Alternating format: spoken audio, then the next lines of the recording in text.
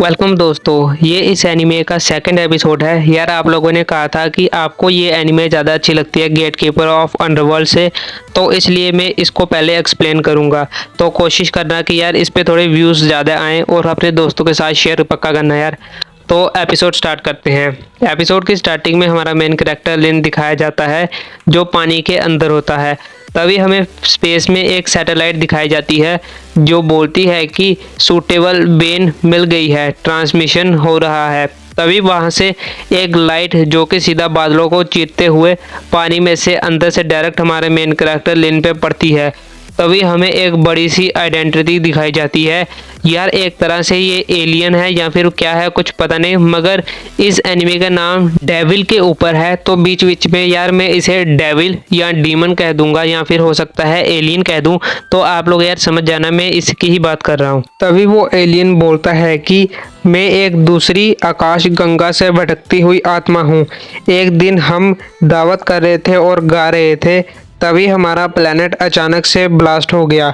मैंने किसी तरह अपनी सोल को अपनी बॉडी से अलग करके वहां से भगा दिया और काफ़ी लंबी जर्नी पे फिर मैं निकल पड़ा एक नए घर के लिए इस यूनिवर्स में। जब मेरी आत्मा थकान के कारण पूरी तरह ख़त्म ही होने वाली थी, तब मुझे ये नीला प्लेनेट मिला जहाँ पे कि जिंदा लोग रहते हैं जो आत्मा को ज़िंदा रख सकते हैं, टेम्पररी मेरी लाइफ को भी। इसलिए मैंने तुम्हारी टेक्निक का यूज़ किया और थोड़ी देर के लिए खुद को ज़िंदा रखा, और अभी मैं अपनी सोल को तुम्हारे शरीर के अंदर डाल दूंगा, इस मरते हुए शरीर के अंदर, और तुम्हारे साथ ज़िंदा रहूँगा।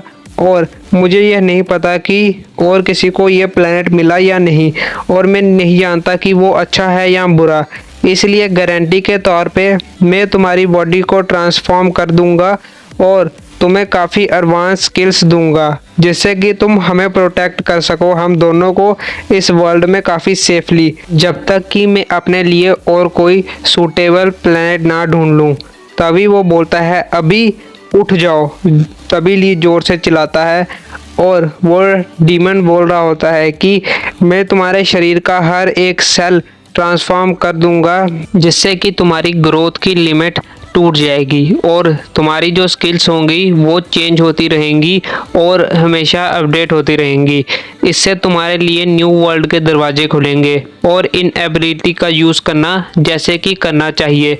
और आगे बोलता है कि हज़ारों लाइट ईयर का सफ़र तय करने के बाद अब मैं पूरी तरह थक चुका हूँ और अब तुम्हारी बॉडी के अंदर रेस्ट करूँगा। मैंने ये तुम्हें एबिलिटी दी है इसलिए क्योंकि मेरे लिए खतरा हर जगह है, और इसलिए मुझे यकीन है तुम्हारी sense of justice in life पे कि तुम किस तरह से ज़िंदा रहते हो। और अब मैं सोने जा रहा हूँ, मुझे नहीं पता कि मैं कब जागूंगा। अगर तुम मर जाते हो तो मैं भी पूरी तरह गायब हो जाऊंगा, इसलिए अब हम दोनों की किस्मत तुम्हारे हाथ में है। सो भाई लोग, ये यार एक तरह से एलियन है जिसका ग्रह ब्लास्ट हो गया है और इसने अपनी आत्मा को ली के शरीर के अंदर डाल दिया है और अब सोने के लिए चला गया है जिससे वो अपनी आत्मा को फिर से पूरी तरह रिकवर कर पाए। और ली को कुछ स्पेशल स्किल दी है जिससे ली उसकी और खुद की प्रोटेक्शन कर सके और ली को वापस ज़िंदा कर दिया है। तभी हमें प्रेजेंट टाइम का सीन दिखाया जाता है जहां कोई बोल रहा होता है कि इतनी धूप क्यों है, क्या यहाँ अभी एम्बुलेंस को नहीं बुलाया। और कोई बोल रहा होता है ऐसे ही करते रहो, थोड़ी सी और कोशिश करो, मिस वो हिल रहा है, उसकी उंगलियां हिल रही हैं, अभी भी थोड़ी आस है। हमें दिखाया जाता है ये बातें वो आदमी बोल रहे होते हैं जो हमारे मेन कैरेक्टर लिन के आगे पीछे होते हैं। तभी कोई बोलता है कि इस बच्चे की किस्मत काफ़ी ज़्यादा अच्छी है जो ये किसी तरह तैर के यहाँ तक आ गया, मगर ये अभी सांस नहीं ले रहा।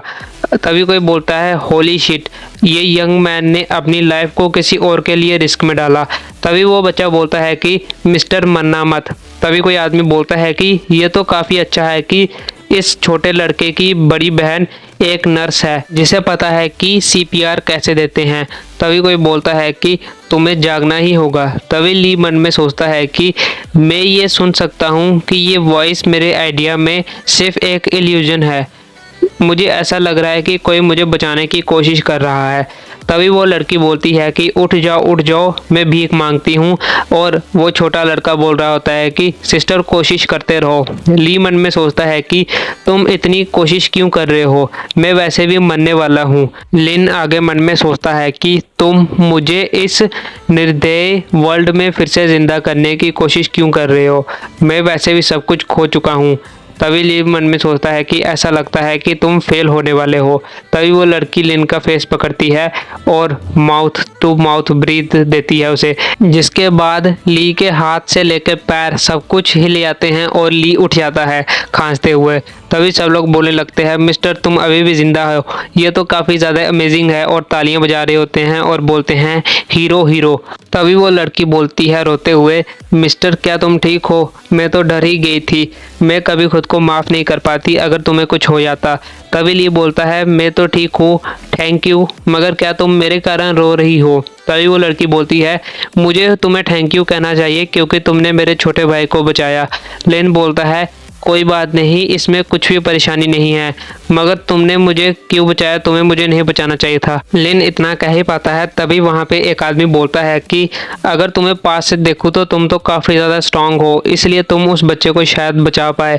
तभी लिन बोलता है कि क्या ये मुझसे बात कर रहे हैं। तभी लिन अपने शरीर को देखता है, जिसे देखने के बाद वो पूरी तरह चौंक जाता है। सो भाई लोग मैं आप लोगों को बता दूं, जो भी डीमन एलियन ने ली को कहा है, ली को वो कुछ भी याद नहीं है, ली बिल्कुल ही उसे भूल चुका है। तभी ली देखता है मेरा शरीर, ये क्या हुआ मेरी बॉडी के साथ, ये बिल्कुल अलग दिख रही है और मेरे कपड़े भी मुझे टाइट महसूस हो रहे हैं, क्या मैं सपना देख रहा हूँ। तभी वो लड़की चौंकते हुए बोलती है कि क्या तुम्हें कहीं चोट लग गई मिस्टर, क्या मैं एम्बुलेंस को बुलाऊं, वो यहाँ पे पहुँचने ही वाली होगी।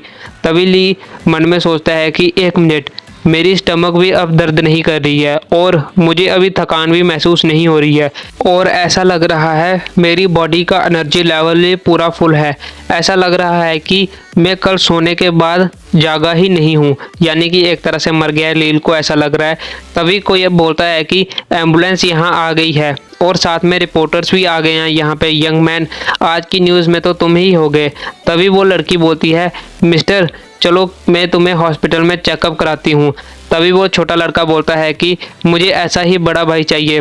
तभी लिन मन में सोचता है कि क्या न्यूज़ नहीं, मैं अपने सपने को ऐसे बेकार के इंटरव्यू में नहीं जाने दे सकता, और यहाँ तक कि हो सकता है अगर कैमरे की फ्लैश लाइट मेरे पे पड़े तो मेरी नींद खुल जाए, तो मुझे यहाँ से भागना ही होगा जल्दी से जल्दी। सो भाई लोग लिन को ऐसा लग रहा है कि वो अभी सो रहा है और अगर कैमरे की लाइट उसके चेहरे पे पड़ेगी तो उसकी नींद खुल जाएगी। तभी लिन वहाँ से तेज़ी से भागने लगता है और पीछे से सब लोग बोलते हैं मिस्टर तुम कहाँ पे जा रहे हो, और वो लड़का बोलता है बड़े भाई कहाँ जा रहे हो तुम, और बाकी सब भी यही बोल रहे होते हैं कि यंग मैन तुम कहाँ पे जा रहे हो, मगर बाकी लोग कह रहे होते हैं कि ये कितना अच्छा आदमी है जो इतना अच्छा काम करने के बाद भी न्यूज़ में नहीं आना चाहता, उसका क्रेडिट नहीं लेना चाहता जो इसने किया है।